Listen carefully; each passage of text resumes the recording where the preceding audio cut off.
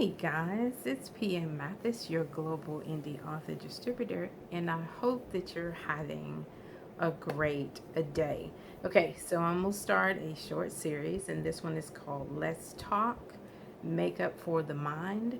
This episode one is called Love from the Center of Who You Are. Okay, so I've got 7 things I'm gonna cover with you, just gonna, try to give you quick bits of encouragement and motivation to kind of create a loving space for yourself, right? In the midst of all the chaotic situations that we find ourselves in, all the things that could unnerve us and upset us, I want to come in and create just a little safe haven, that you do personally for yourself. It's all about that self encouragement and self motivation that your girl talks about.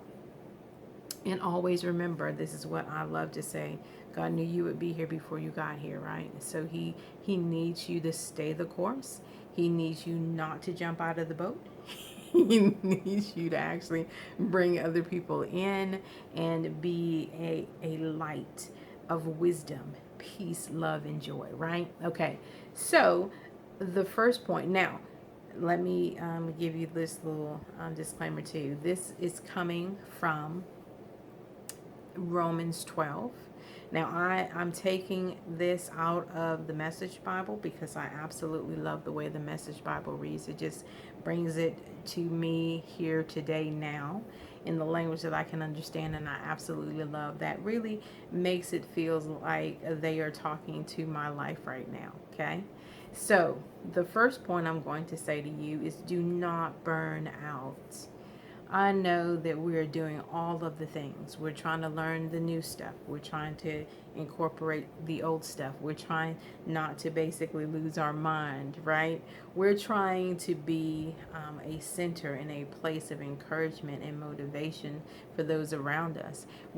Have been thrown into situations that nobody foresaw. It looks differently than what it did at the beginning of the year, but you have the opportunity to encourage yourself, motivate yourself each and every day that this too shall pass. This is just a moment in time, and if you remind yourself not to get burned out, you'll be able to walk the steps, to love the people, to do the work that God has created for you. The purpose that He has given you, it still must go on. He hasn't quit the purpose just because an obstacle has been thrown in the way. He wants you to revamp, to regroup, to find that level of peace in Him, to find that the height of His joy right now, to even in the midst of this struggle be able to come out on top, right? And to not only come out on top, you bring somebody else with you as you're walking through this, because that's what we do, right?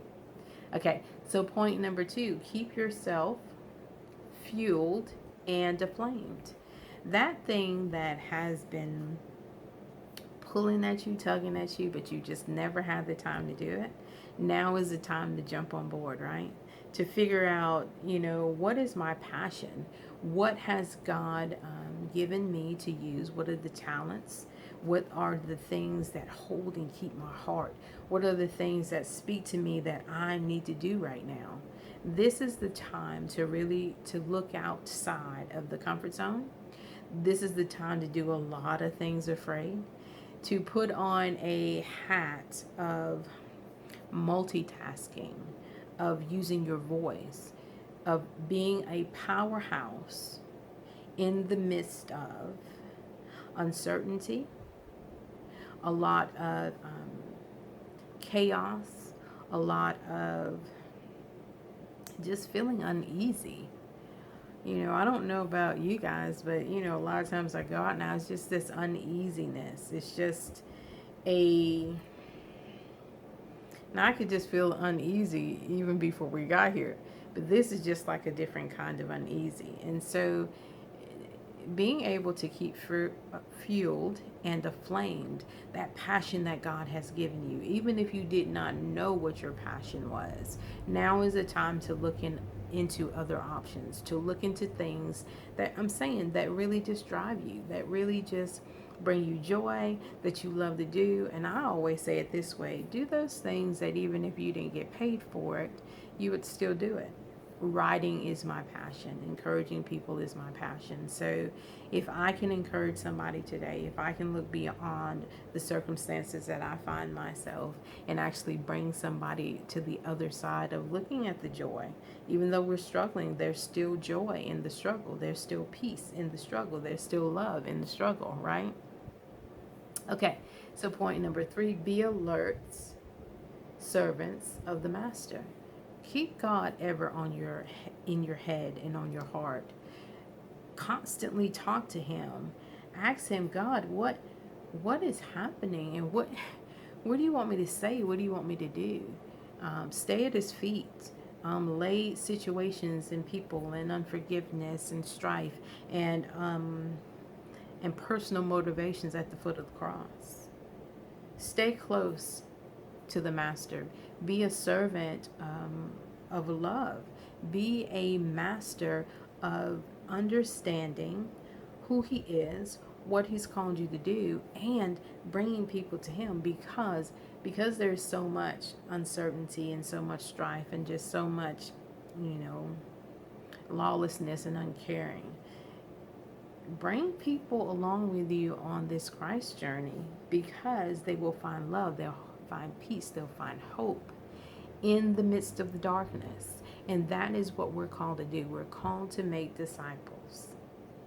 We're called to let the captives know that there is a light at the end of this tunnel, and that light being our Savior, who died on that cross, who said, you know what, I see you, I receive you, I love you, and I'll take you on. And guess what? He never leaves, he never forsakes. He constantly walks with you no matter what the situation is, okay? Be cheerfully expectant. Even though there is some, darkness that's floating around, be expectant that God is going to do a great thing. You know what? If you can't do nothing else, find those things that encourage you and motivate you, because that's what I put into practice. Every single day I recognize, who God is and his love for me. And every single day I remind myself of the love that I possess, that's being given to me, of the joy that I can have every single day. And I find those little tidbits that I can share. So be joyfully expectant. I'm excited that, by the end of this year, God is going to show up and blow my mind. You have to be cheerfully expectant, because otherwise you'll get into a depression. You'll find yourself just hopeless, and waking up each and every day will have no meaning for you. But God doesn't want it to be that way. So I'm here to tell you to be what? Joyfully expectant, right? Okay, the next point. Do not do not quit in the hard times. That goes back to don't get burnt out. Just because this is a hard season, don't quit. Just because you're not being seen or picked up or recognized or loved, and just because you have to sit in a huge big seat of loneliness right now, and nobody's reaching out, nobody's calling, and nobody's laying hands on and touching, don't quit. This is a hard time, yes, and the whole world is seeing the same hard time. But this is not the time to quit. God is with us even in this, and he wants you to have what? Love, joy, and peace. He wants that for you. His son died on the cross so you could have that you could have that abundance, that you could have that joy, that you could live a life expectant that he's going to show up for you. He wants that for you today. And I want to encourage you to motivate yourself and encourage yourself not to quit, right? Pray all the harder is the next point. You got to get on your face. You got to sit at the foot of the cross. You've got to get on your knees and ask God to show you what you're supposed to hear, what the heart is supposed to hold. What are you supposed to speak? What are you supposed to give?